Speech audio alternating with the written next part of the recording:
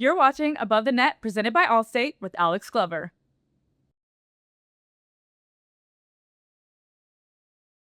As we approach the off season, we are here with Colorado Volleyball, who has not only done such great things when it comes to the national rankings, but also the Big 12 standings. I am here with the quarterback, the leader of it all, Ryan Finley. Riley, thank you so much for being here with us today. Please introduce yourself. Yeah, I'm Ryan Finley. I am a redshirt junior setter, senior academically for the Colorado Buffaloes. Can you tell us a little bit about how this season has been? I know y'all started off in the preseason rankings. Everyone thought y'all were going to be 10th before the season in the Big 12. Now you're sitting at third. What has gotten you to this point? Yeah, last season was obviously not our best season, and after kind of finishing 13 and 17 overall with our record, moving into the off season, we decided like that is not happening again. From every practice point on, we had our record 13-17 put on our whiteboard with in quotes underneath it, never again. And so moving past that record was a huge goal for us. And that's something that we worked towards in the off season. And then in the preseason, we really just wanted to prove everyone wrong that we did not deserve to be 10th ranked in our conference. Was that player led? Was that coach led? I know before a lot of practices, you have drills on the whiteboard, and then some teams choose to put quotes there, like you said there. Was it y'all, or was it kind of a mixture of both? It was fully player led. We were all pretty upset at what happened over the last season. And so we knew that we needed to take it upon ourselves to make that change. And yeah. And then when we're talking about making that change, a lot of that work goes into what you do in the off season. Can you go through kind of the end of last season to the first game when the whistle was blown in the fall? Yeah, so I mean, in the off season, we just really dialed in on our systems. We have a lot of systems that we run, and so really dialing in on our technique, our execution was crucial. And so having that time to really sit down and look in detail through film, practices, and then with coaches on how we're performing in each of those aspects of the game, was a huge advancement for us and our team to kind of develop. And then moving into the preseason, we really wanted to execute on those systems and we identified some areas that we were lacking in. And so getting back onto the practice court and the drawing board. And so just really dialing in on the areas that we needed to be successful. Being a setter, you have to take a huge load and a huge part of the responsibility of being able to run your offense.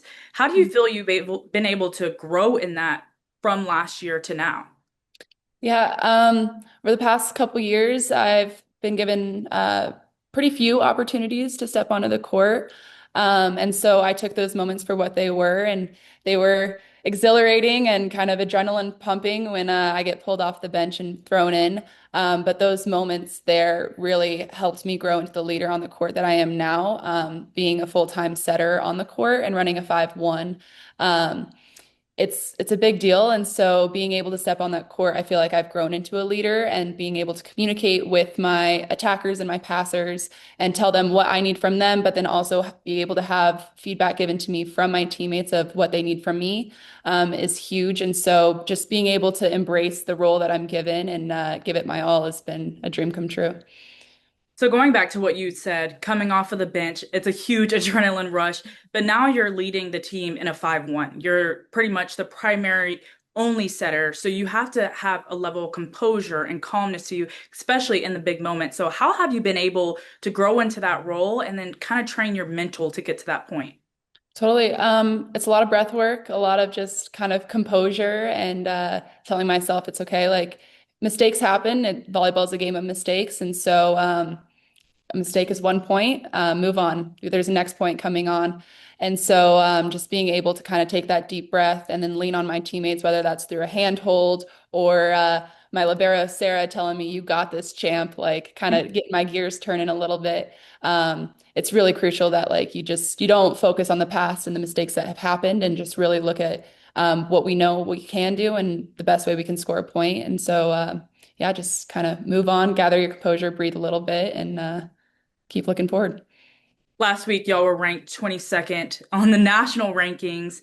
What has been the response from the team? You know, at the beginning of the season, maybe not knowing where y'all were going to be, where you were going to fit in, and not just the Big 12, but also nationally, to now being able to prove yourself. How have y'all been able to respond to that? And what has the talk been like in the gym when it comes to those national rankings? Yeah, when we were first initially ranked, I think it was a huge confidence boost for our team. We haven't been ranked in a while, a long time. And so it was kind of reassurance for our team of like, okay, we deserve to be here and we deserve to show people what we can do and how we can perform.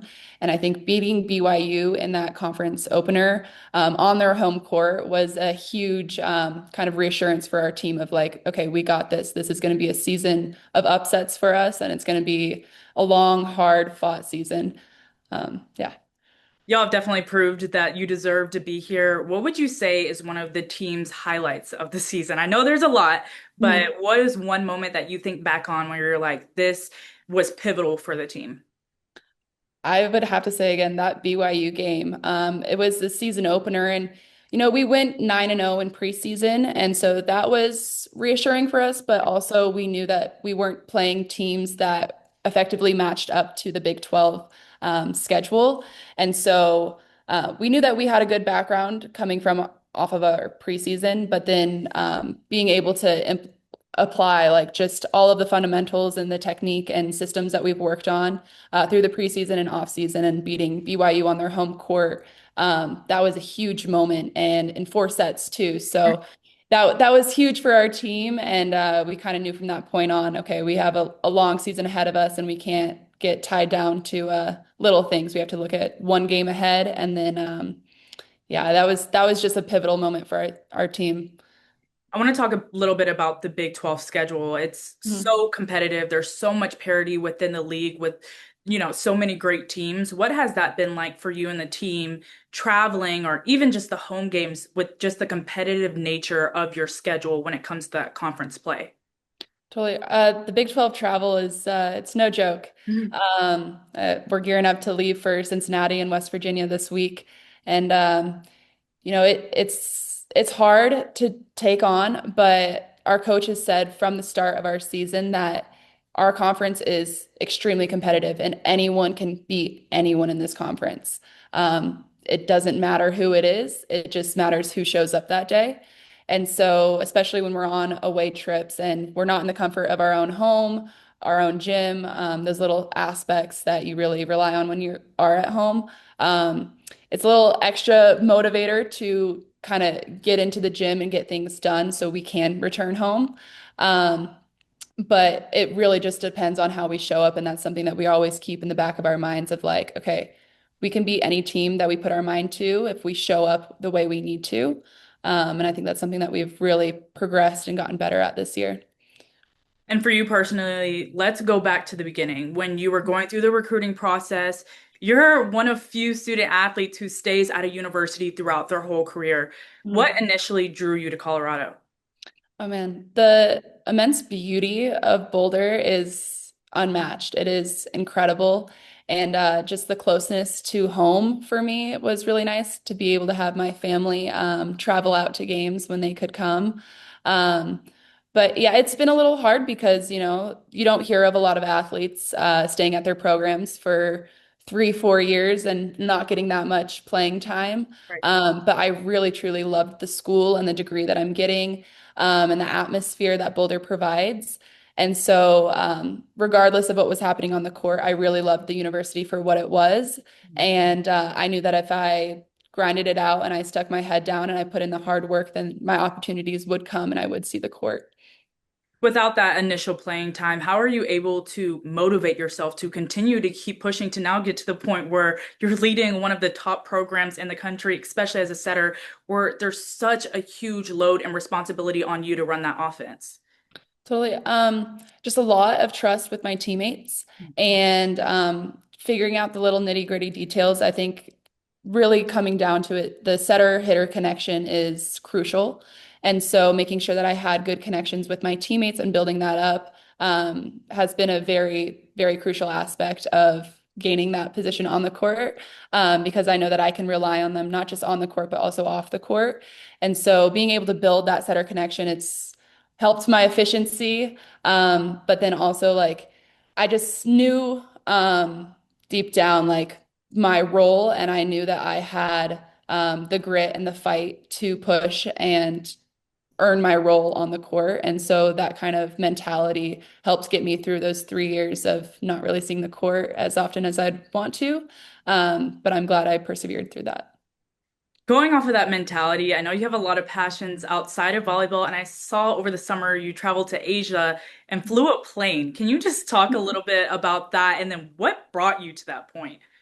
Oh man, yeah. So initially, I was supposed to go out to Italy to visit one of my past teammates who was playing in Milan, and some things happened, and I had a non-refundable flight. So I, I had to jump at the opportunity, and exploring Southeast Asia has always been a dream of mine.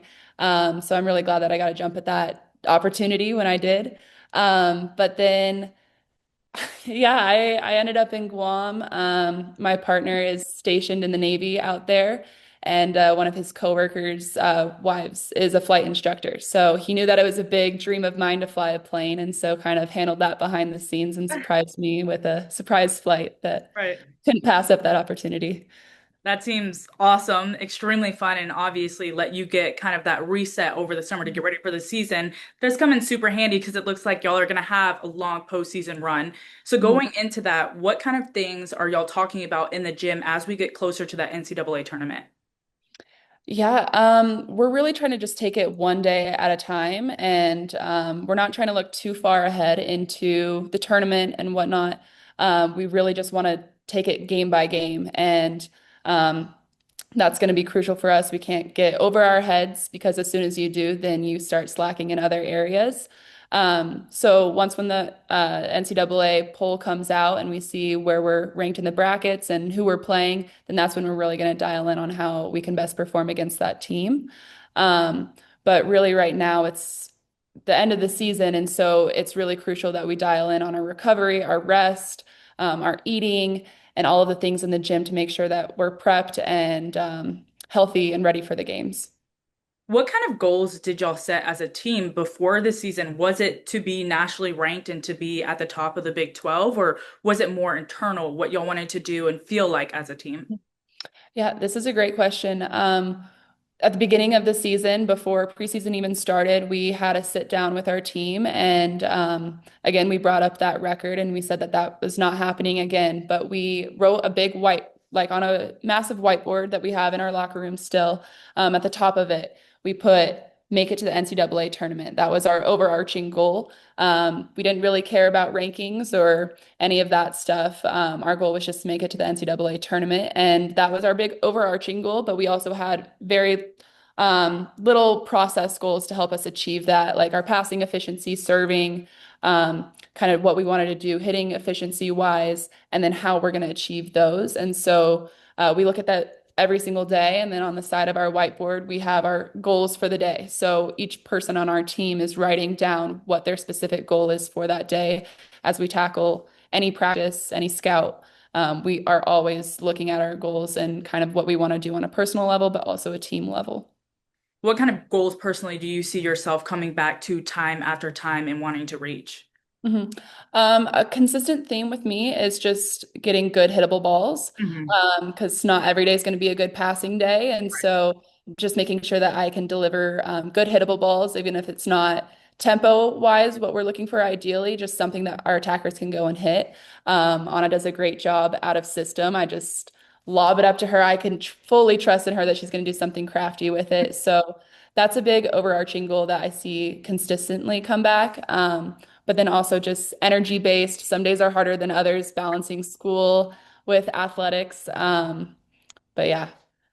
Now that you're in at the end of the regular season, almost 2 weekends left, what do you feel like y'all are already probably a shoe-in for the NCAA tournament? So that goal at the top of the board is about to be reached. So Mhm. what do you think is the next goal for the rest of the season? We want to go as far as we can.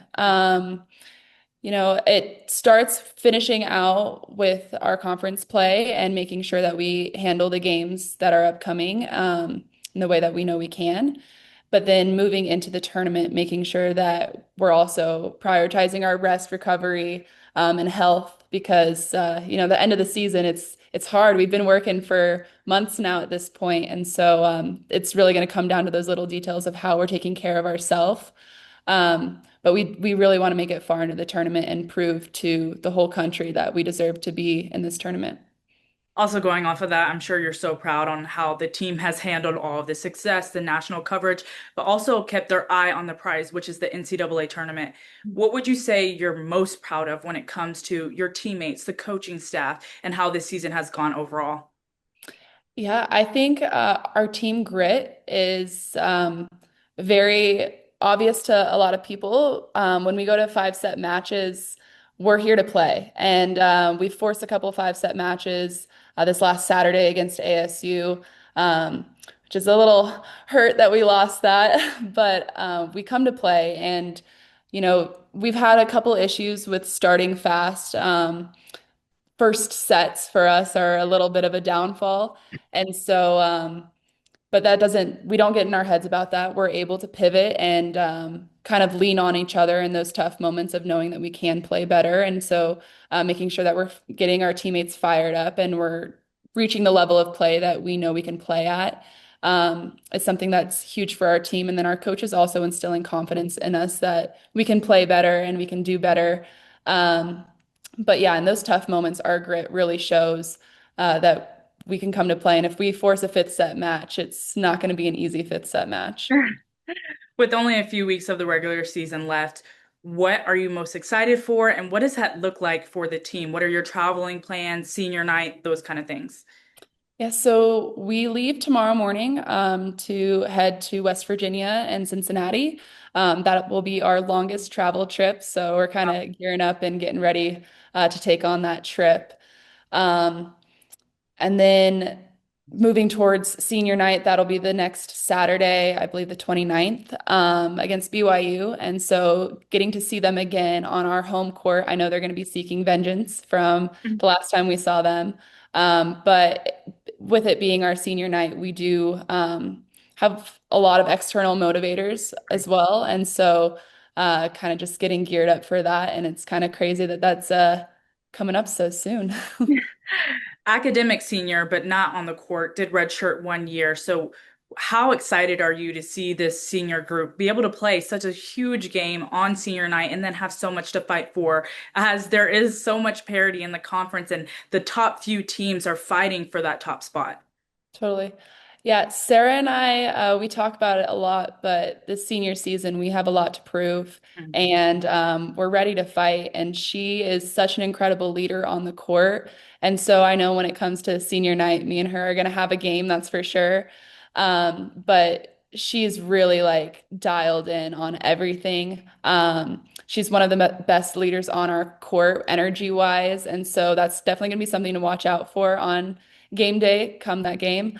Um, but I think just the energy in that gym is going to be unmatched just because it'll be the last time playing on that court for seniors and it'll be a big game because I know BYU is going to want to upset us.